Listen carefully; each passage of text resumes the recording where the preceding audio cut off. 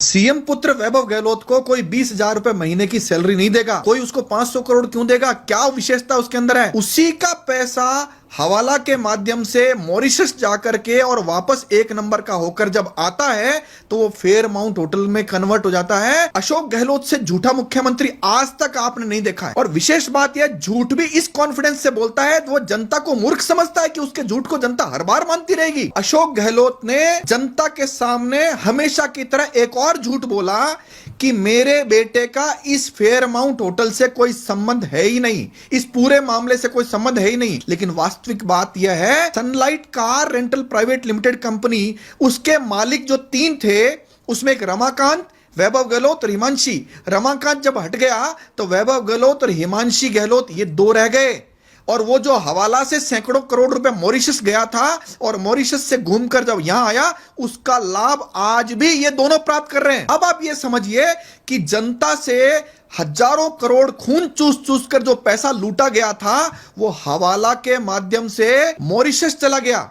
और मॉरिशस से, चूंकि मॉरिशस में तो ऐसा 1 नंबर 2 नंबर कुछ होता नहीं है, तो वहां से जब ये पैसा वापस आया, इसकी जांच ईडी कर रही है। तो अशोक गहलोत को दर्द हो रहा है। थोड़ा सा हमको यह भी समझना पड़ेगा कि फेयरमाउंट होटल यह भी गरीबों की जमीन पर कब्जा करके बनाया गया था। इसकी एफआईआर दर्ज हुई तो अशोक गहलोत ने 7 दिन में ही बिना अनुसंधान किए मामले को बंद करा दिया। अशोक गहलोत का एक और झूठ सुनो। वह आदमी अपने आप को फकीर कह रहा था। उस फकीर के पास जो प्रॉपर्टी दिल्ली की थी, निकली थी, उस पर तो उस आदमी ने थूक कर चाट लिया। लेकिन सनलाइट कार रेंटल कंपनी के जो रिकॉर्ड है उसमें भी मानसरोवर की वो प्रॉपर्टी जो मैंने पिछली बार जनता को बताई थी, यानी कि फकीर अशोक गहलोत की एक और प्रॉपर्टी जो वो छुपा रहा था, वो सनलाइट कंपनी के रिकॉर्ड में आ गई है। एक और रिकॉर्ड सुनिए, जयपुर की यह प्रॉपर्टी सुनीता गहलोत यानी अशोक गहलोत की पत्नी के नाम से है और ये गिफ्ट की है अशोक गहलोत ने। जो वैभव गहलोत के रिकॉर्ड में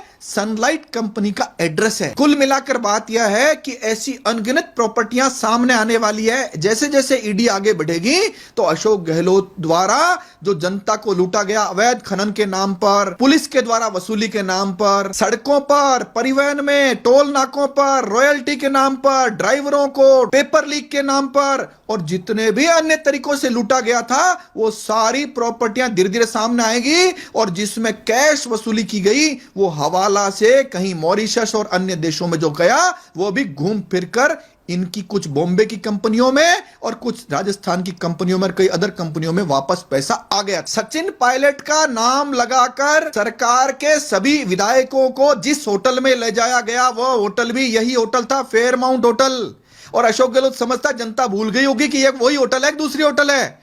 लेकिन जनता सब जानती है और नहीं जानती तो अब जान चुकी है कि इस होटल में सारा अवैध पैसा घूम फिरकर आया हुआ है, वो इसी गहलोत फैमिली से आया है। गहलोत ने सभी को किसी न किसी प्रकार इस्तेमाल करके फेंका है। उनमें से एक रंधावा भी है। यह रंधावा वही है जिसको पहले रामबाग होटल में रुकवाया जाता था, जेडब्ल्यू मेरिट में रुकवाया जाता था। और अब जब स्थितियां बदली और खड़गे का डंडा पड़ा, राहुल गांधी का डंडा पड़ा, तो इसको सर्किट हाउस में पटक दिया है, जहां पर उसको 115 रुपए की डाइट और 8 रुपए की चाय मिल रही है।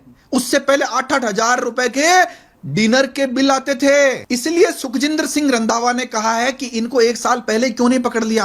वास्तविकता तो यह है कि गांधी परिवार सहित कांग्रेस के लगभग लोग ये चाहते हैं कि अशोक गहलोत, वैभव गहलोत और इनसे जुड़े हुए सभी लोगों को पकड़ ले, गिरफ्तार कर ले और जेल में डाल दे। क्योंकि ईडी को दी हुई सूचनाओं में अधिकतर सूचनाएं कांग्रेस के बड़े लोगों से ही आई है। वैभव गहलोत कहता है कि मामला 12 साल पुराना था। मामला 12 साल पुराना नहीं था।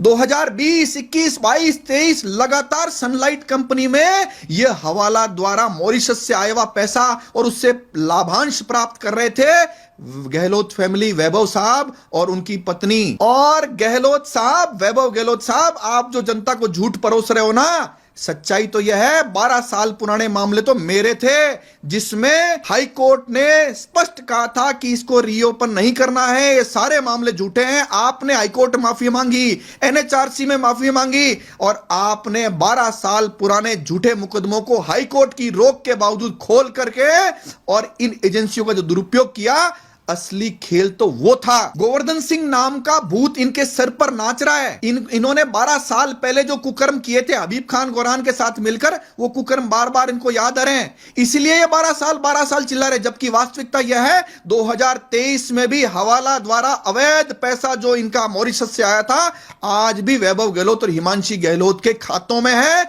और वो खा चुके हैं, डकार चुके हैं। और ये सारा मामला 12 साल पुराना नहीं, इसी साल का है। गांव गांव चौपाल चौपाल अब यह बात है कि इन बाप बेटों को इनके कुकर्मों की सजा मिलनी ही चाहिए। जनता वोट की चोट देकर इनको दर्द देगी वो तो अलग कहानी है, लेकिन जनता ये चाहती है इनके कुकर्मों की सजा होकर के ये गिरफ्तार होकर इनकी परेड निकाल कर इनको जेल का मुंह भी देखना पड़े। धन्यवाद। जय हिंद, जय भारत।